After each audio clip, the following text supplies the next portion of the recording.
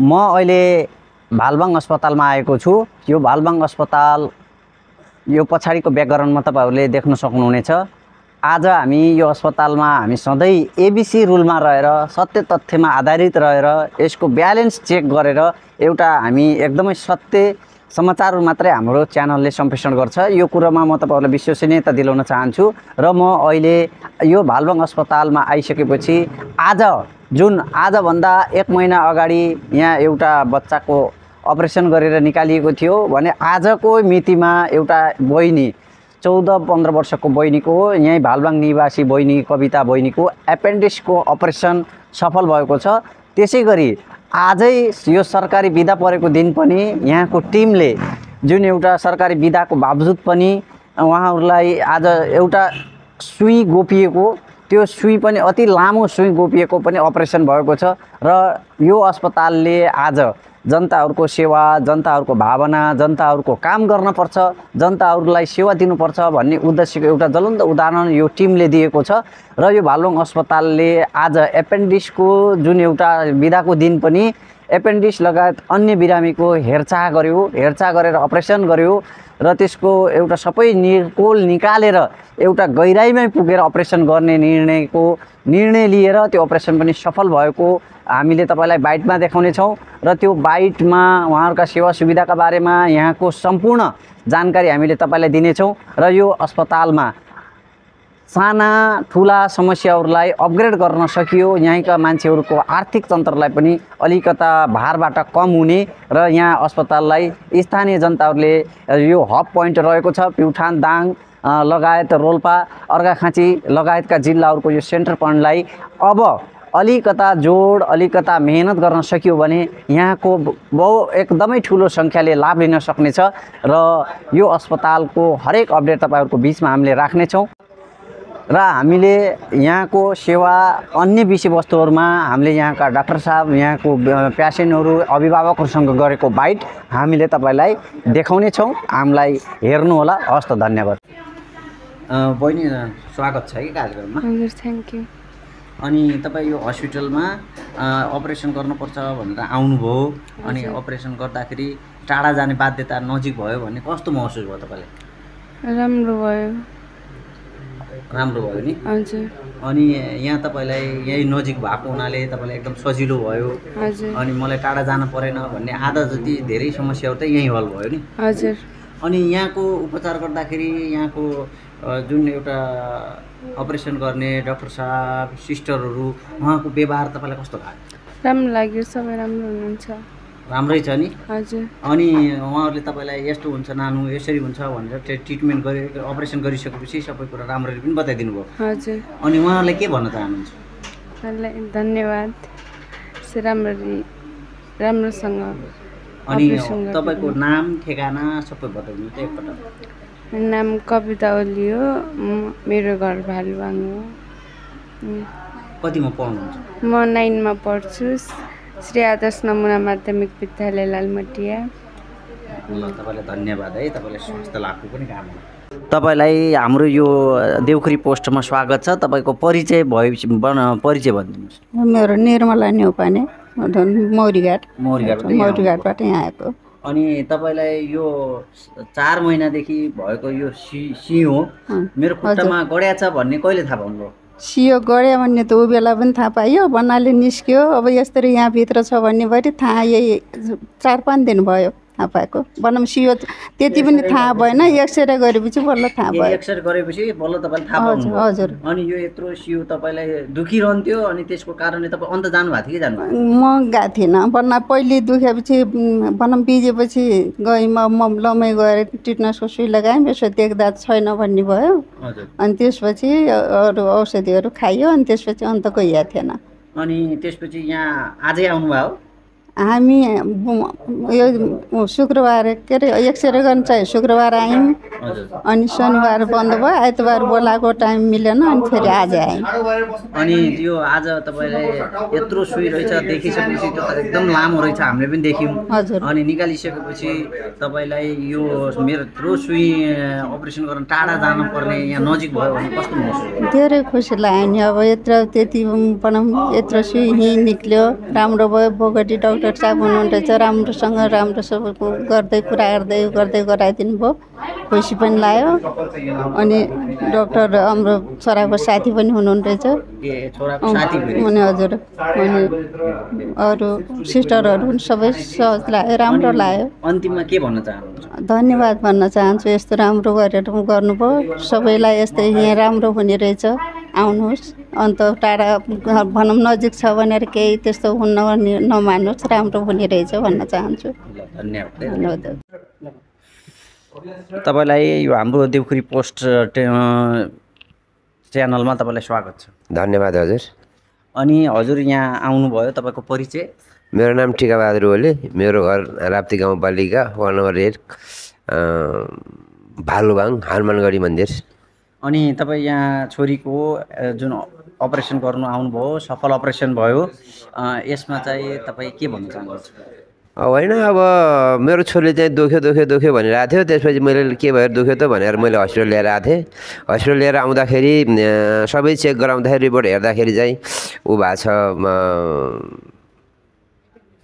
Appendix भएको छ भनेर डाक्टर साहबले भन्नुभयो त्यसपछि ठिक छ त एपेन्डिक्स भएपछि ऊ गरौँ ट्राई गरौँ सन्चो हुन्छ कि भनेर हामीले पहिला त्यत्तिकै नै कोसिस गरेका थियौँ नभइसकेपछि डाक्टर साहबले भन्नुभयो अब अपरेसन गर्नुपर्छ भनेर भन्नुभयो अब चाहिँ अपरेसन गर्यो अनि यहाँको जुन डाक्टर साहब त्यसपछि स्टाफ नर्सहरू अनि यहाँ अन्य कर्मचारी हुनुहुन्छ उहाँको व्यवहार तपाईँलाई कस्तो लाग्यो होइन व्यवहार चाहिँ अति राम्रो लाग्यो टाइममा आउने रेखदेख गर्ने त्यसपछि कसरी गर्ने के गर्ने को गर्ने भनेर चाहिँ सबै ठिक छ कम्प्लेन गर्ने ठाउँ कुनै पनि छैन मैले चाहिँ कम्प्लेन गर्ने ठाउँ चाहिँ देख्दिनँ जस्तै अन्य हस्पिटलमा के हुन्छ भने हामीलाई यहाँको उसले के अरे सेवा दिने मान्छेहरूले सेवा दिएनन् लापरवाही भयो यस्तो भयो भन्ने समाचारहरू आइरहन्छ तर यहाँ चाहिँ अत्यन्त सहज भयो राम्रो भयो भन्नुभयो तपाईँले अनि यहाँ तपाईँ नजिकको ठाउँमा यत्रो अपरेसन हुने रहेछ भन्दा तपाईँलाई कस्तो महसुस भयो होइन यस्तो हो मैले पनि अपरेसन गर्ने छोरीको अपरेसन भयो भन्ने थाहा पाएपछि मेरो आफन्तहरूले पनि भन्दै हुनुहुन्थ्यो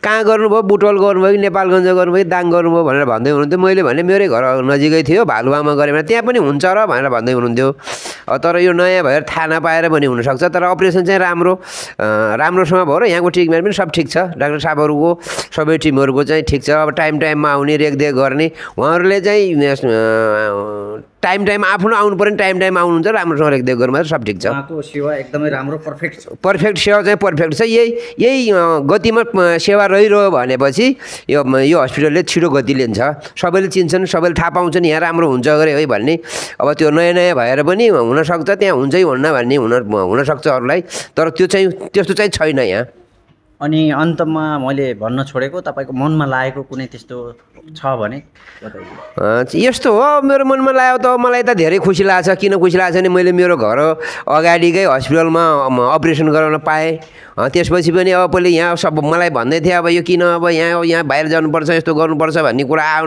होइन मलाई तब अब मैले के आफ्नो चोइस हुन्छ मैले के मेरो घरको अगाडिको मैले गर्न भने चाहिँ अर्कोले गर्ने र डाक्टर साहबहरूलाई पनि मैले सरसल्लाह गरेँ उहाँहरूले पनि भन्नुभयो उहाँले कन्फिडेन्स दिनुभयो हामी चाहिँ ढोका छौँ तपाईँ भन्नुहोस् भने ल ठिक छ त तपाईँ ढोकाउनुहुन्छ म पनि ढोकाउँछु भनेर भने त्यसपछि अपरेसन भयो राम्रो भयो मैले सबैलाई के भन्छु भने एकपटक आएर सेवा लिनुहोस् एकपटक आएर सेवा लिएर मात्रै कम्प्लेन गर्नुहोस् यहाँ सेवा चाहिँ एकदम ठिक छ बस्नको लागि बेडहरू सबै ठिक छ भर्खर नयाँ हस्पिटल हो तर पनि सबै व्यवस्था राम्रो छ ल अहिले म भालबाङ अस्पतालमा छु भालबाङ अस्पतालमा आज बिदाको दिन पनि धेरै राम्रो एउटा हामी एकदम तपाईँहरूको लागि राम्रो सूचना प्रवाह गर्न गइरहेका छौँ यही सेरोफेरोमा रहेर भालबाङ अस्पतालका डाक्टर रणबहादुर बोगटी सर हुनुहुन्छ उहाँलाई हाम्रो यो च्यानलमा स्वागत छ धन्यवाद सर अनि आज बिदाको दिन थियो सर तपाईँले आज जुन अपरेसन गर्नुभयो त्यसको बारेमा हामीले बताइदिनुहोस् आज त बिदाको दिनमा अब दुईवटा अपरेसन थियो एउटा चाहिँ खुट्टामा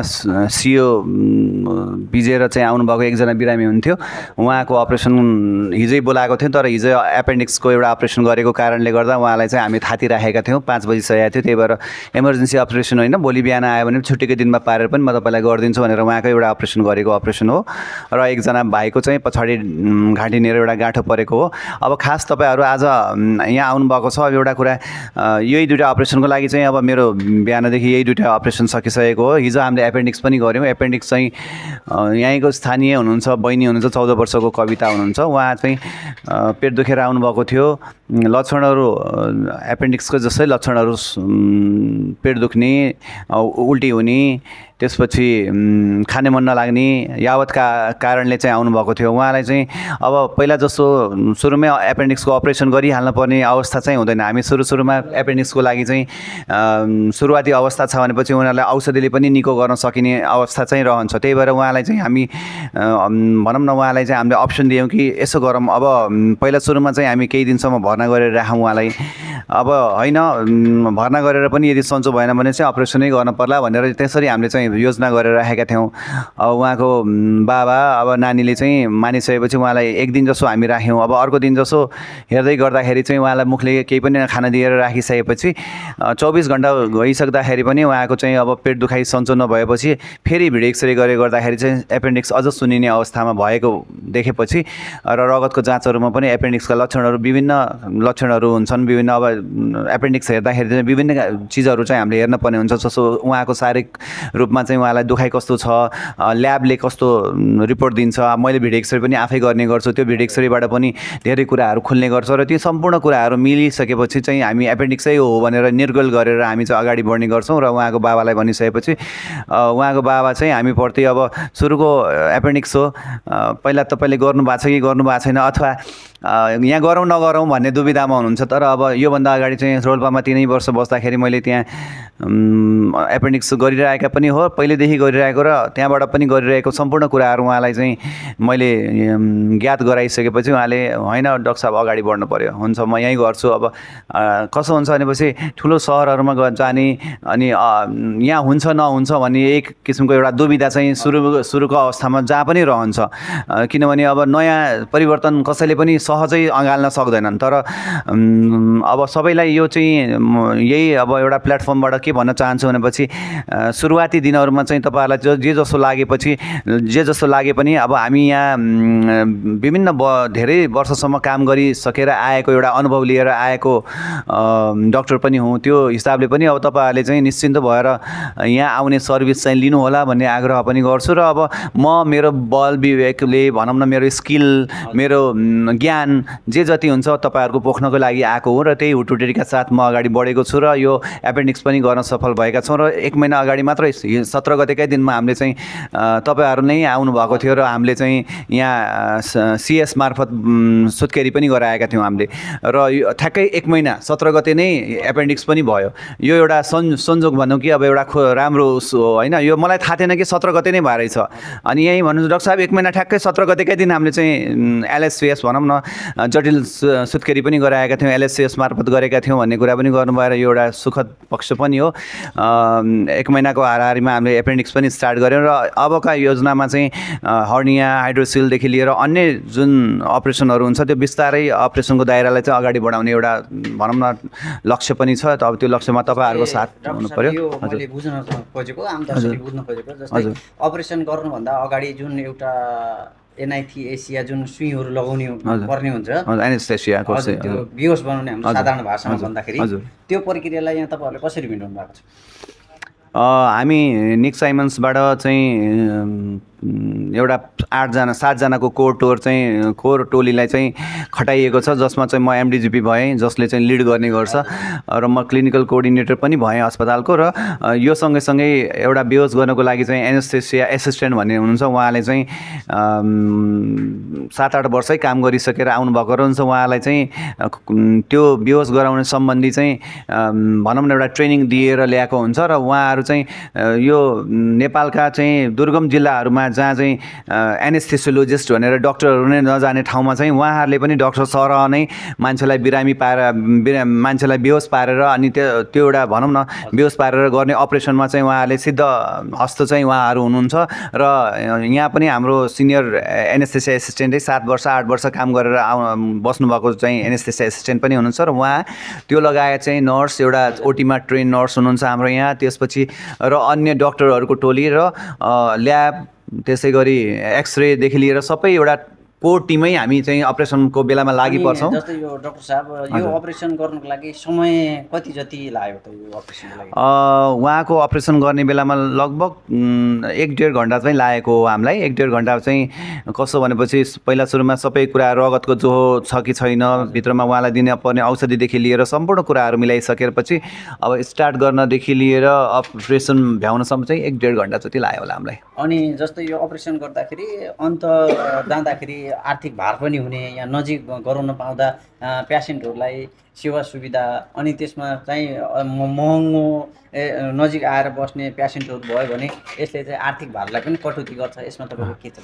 अब हामी चाहिँ एउटा सरकारी अस्पतालमा बसेको हुनाले सरकारी अस्पतालमा चाहिँ हामी सेवामुखी भावले चाहिँ बसेका हुन्छौँ। हामी पैसा धेरै, अब जस्तो तपाईँ सहर बजारमा जानुभयो भने चाहिँ एउटा अपरेसनको 25,000 30,000देखि लिएर आउनु जानुको भाडा गर्दै गर्दाखेरि तपाईँलाई कम्तीमा 50,000देखि 1,00,000 लाग्ने गर्छ भने, तर हामीले चाहिँ यहाँ न्यूनतम मूल्यमा चाहिँ अपरेसन गर्ने गरेका छौँ, जुन चाहिँ तपाईँहरूको पहुँचमा छ।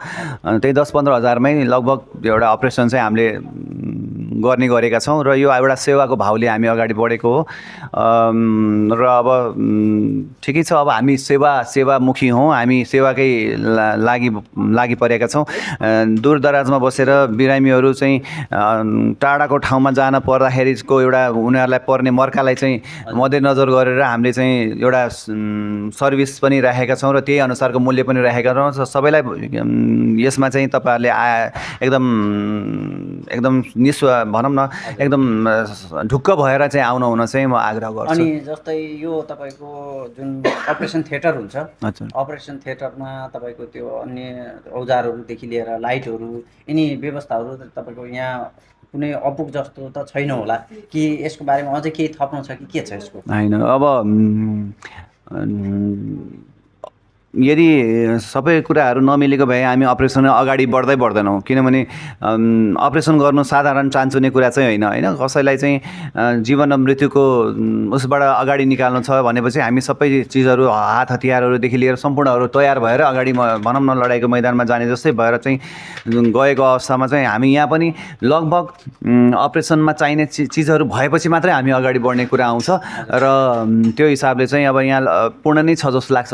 यदि छैन जस्तो लाग्छ। अब पूर्ण रूपमा बेहोस गर्न सक्ने अपरेसन, ठुल्ठुला अपरेसनहरू चाहिँ हामीले यहाँ गर्न मिल्दैन, तर ढाडबाट सुई लगाएर गर्न सक्ने अपरेसनहरू चाहिँ हामीले यहाँ गर्न सक्छौँ। जस्तो अब जटिल सुत्केरीहरू भयो, एपेन्डिक्स भयो, हर्निया भयो, हाइड्रोसिल भयो, यस्ता अपरेसनहरू चाहिँ हामी यहीँ गर्ने गर्छौँ। र त्यो लगायत अन्य कुराहरू चाहिँ अन्य अपरेसनहरू पनि, हार्ट जोर्नीको अपरेसनहरू पनि हामीले गर्न सुरु गरिसकेका छौँ र यहाँ गर्न सक्छौँ, जसको लागि चाहिँ हाम्रो ओटी चाहिँ एकदम राम्रै अवस्थामा छ जस्तो लाग्छ मलाई। अन्तिममा मैले भन्न छुटाएको तपाईँको मनमा भएको हाम्रो हेरेर बस्नुभएको दर्शकहरूलाई के भन्न चाहनुहुन्छ? सबैजनालाई चाहिँ के भन्न चाहनुहुन्छ भने भालुवाङ अस्पतालले आफ्नो एउटा लिने लक्ष्य लिएर अगाडि हिँडिसक्यो। तपाईँहरूको साथ सहयोग नागरिक समाजदेखि लिएर पत्रकार जगतदेखि लिएर सम्पूर्ण अगुवाहरूलाई चाहिँ यही प्लेटफर्मबाट चाहिँ तपाईँहरू निश्चिन्त भएर चाहिँ अब हामीलाई यो सर्भिसमा हामीले खुट्टा अगाडि बढाइसकेको उसमा चाहिँ निश्चिन्त भएर आउनु होला र हामीलाई दिने सर्भिस चाहिँ तपाईँहरूलाई चाहिँ हामीले सक्दो राम्रो र किफायती रूपमा चाहिँ हामी दिन चाहिँ भर मगदुर प्रयत्न गर्नेछौँ र तपाईँहरूको आशामा हामी खरो उत्रिने प्रयास पनि गर्नेछौँ भन्न चाहन्छु। समय दिनुभयो, समय र संवादका लागि तपाईँलाई धन्यवाद। हस्, धन्यवाद सर।